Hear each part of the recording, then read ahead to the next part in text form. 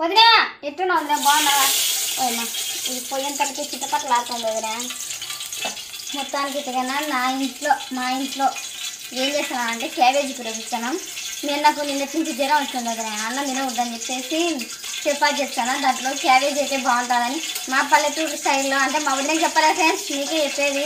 మా పల్లెటూరు స్టైల్లో ఎట్లా చేస్తున్నానంటే టమాటా పండ్లు, ఉల్లిగడ్డలు, ఇంకా తర్వాత ఇక మసాలాలు ఏం చేయను సింపుల్గానే. కానీ మా పిల్లలు కానీ మా ఆయన కానీ రొట్టెలు వేసుకుంటారు. ఇదిగో ఉల్లిగడ్డలు వేసినాను, నూనె వేసినాను కదా, ఇంకా కొన్ని జీలకర్ర ఆవాలు వేసుకున్నాను. చాలా సింపుల్గా ఉంటుంది ఫ్రెండ్స్. పాపం మా ఆయనకి జ్వరం వచ్చింది నిన్నటి నుంచి. నేను చూసుకోకుంటే ఎవరు చూసుకుంటాను?